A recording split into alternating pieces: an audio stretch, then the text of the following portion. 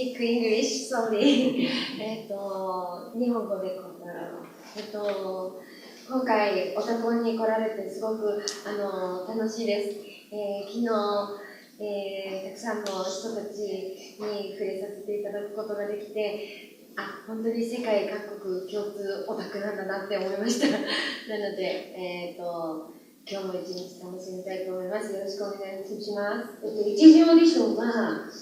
普通にオーディションだったんですけれども、二次オーディションはアルフォンスとエドワードの掛け合いでのオーディションだったんですね。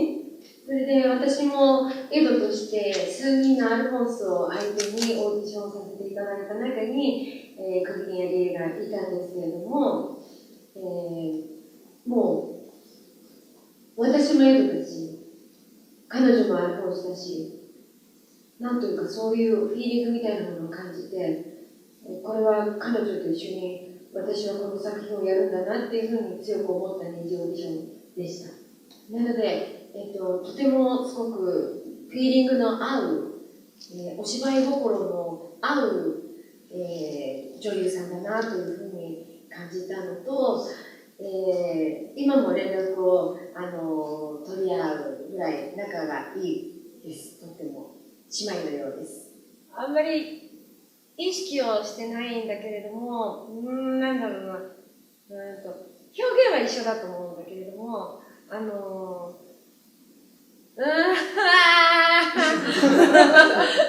ろうな。Sorry. No, sorry. 表現としては一緒なんだけれども、多分ルールが違うだけのような気がしています。舞台の場合は、例えば、もう会場、お客さんと舞台と、もう一緒の空気になって作るっていう意識を持つけれども、声のお仕事の場合は、そういうものも全部イメージをしながらマイク前に集約しなきゃいけないので、声の仕事の方がディフィカルトだと思います。I love violence なので、そういうもうタフマンがいっぱい出る作品はもっともっと出てきてほしいなってすごく思います。タフマンやらタフガイやら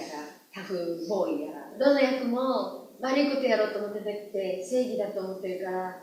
主人公から見たら悪い役だけど、私は悪役をやるときも私が主人公だと思ってやるので、私が正義と思ってやってます。すごく、懐の深い、丁寧に収録をなさる監督さんで、お兄ちゃんみたいな感じでした。すっごい細かいの。すっごい時間がかかるの。すっごい時間がかかる。もうすっごい時間がかかる。ものすごい時間がかかる。なんだろうな。あんまりそんなに特撮って意識をしたつもりもなく、ただ一つ言えるのは、共通点は真剣者もガロも作家さんが小林靖子さんっていうすごくこう女性のドドドッとしたところをうまくこう表現なさる作家さんだったので、なんというかそんなに特撮をやるんだっていう意識はなかったんですけれども、素直に役には入り込めたような気がします。靖子小林は、女性の情念の、女神だなって思います。めちゃくちゃ楽しいです。レアマスターはもう最高に楽しい作品です。もっと喋った方がいい。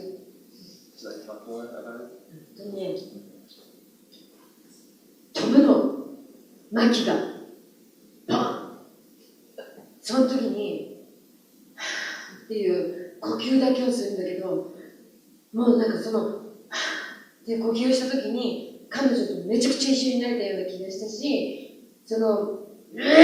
戦うシーンがあるんだけど、それをオーディションでやったんだけど、私初めてって言いながらもう天地がひっくり返ってブラックアウトしちゃったぐらいだったんですね。私ブラックアウトしながらこのオーディションを取ったと思いました。そういう作品でした。もうすごい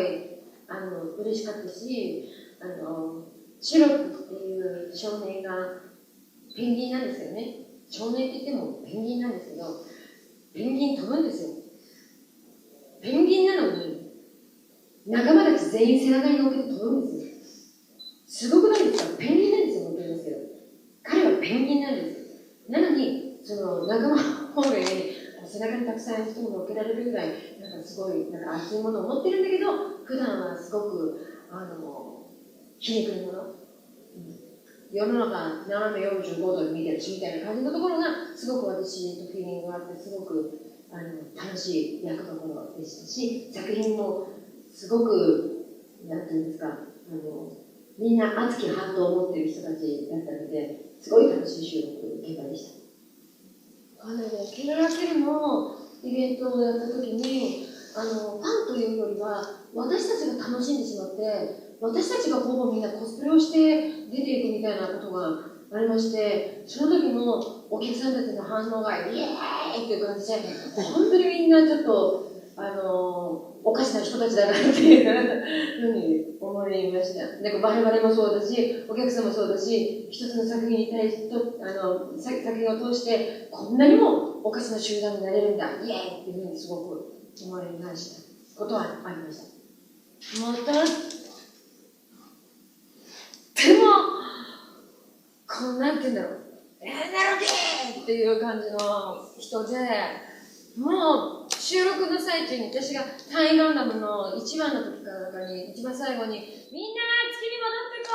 ーいっていうセリフがあったんだけど、なんかそれをやった時に監督が扉をバーンって上げてきて、こうマイクがあってモニターがあってマイクがあって、そこら辺の椅子のあたりにモニターがあって、でここでみんな戻ってこいって言ってるんだけど、そこのモニターの前に監督が立って、こっちもっとこっちここって言って、もうなんて言うんだろう、俺に投げてこいみたいな、そんなディレクションを受ける、なんかすごい、もう、ごめんなさいね、そういう、なんていうんですか、もう、エキサイティングな監督さんで、まずそこまでどうぞ、じゃあすみません、大丈夫ですか、一緒にやりますか、大丈夫です。お願いします。で、その、ロランが、フンって降りて、なんかどっかに自分が乗ってる機体に、ドンって飛び降りるの。その時に、上乗りになるんだけど、股間を強打するの。それで、ーって痛がるシーンで、私がって痛がってたら、なんかこう、みんな、周りの男性陣の声優さんたちが、みんななんか、違うんだよな、と言い始めて、あんたお前らに言われてもないぞなんて思いながら、ってやってたら、トミルさんがバーンって来て、違うの男の子は、ここを打ったらもっと痛いのでも、スッて取れるの痛さだって言って、でねってになるのって言われて、それをやりなさいって言って、それを何度もよくわかんないけど、じゃあもう分かったような気持ちになって、ってやったら、それ OK って言われて、なんですけど、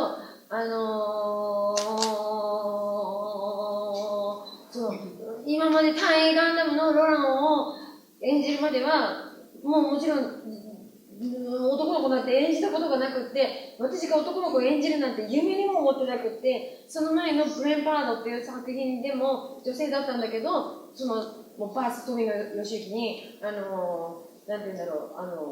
う、そのブレンパードの時はどれだけ深刻な幅が出るのかっていうふうになんか見られてたみたいで、実はもうその頃から大変ガンダムのローランって決められてたみたいで、なんて言うんだろう、いきなりローランを、オーディション会場にはヒロインで受けに行ったのに、まさかのヒーローのローランを受けろって言われて、おい、なんでだ、私は女性だぞってすごい思いながらも、ローランをやったらそれが受かっちゃったっていう、人生どうなるかわからないっていうふうに思いました。エドワード・エブリックですね。もう、すごい。本当にもう、すごいストレスがかかりました。何かというと、今まで単位ガンダムでロマンス役をやって、その後、デジモンアドベンチャーという作品で一条事件という役をやって、で、その後、シャーマンキングでタオレンという役をやって、で、ドラゴンドライブという作品で大空レイジという役をやって、で、この4つとも繊細な男の子、少し影のある、でもちょっとクレイジーな男の子、で、とっても、世の中斜めで見ている男の子、熱血な男の子っていう4パターンの男の子をやらせていただいたんですけれども、この男の子たちをやらなかったらこの鋼の錬金術師のエドワード・エルリックはきっとできなかっただろうなって、これのもう集合体のような役だったので、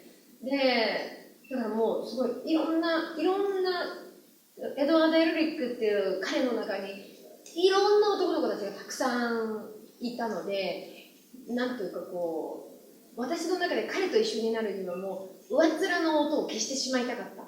こう、わーって跳ね上がってしまうような音は全部消してしまいたくて、だからどうしたらいいのかって思った時にもう声を潰すしかない。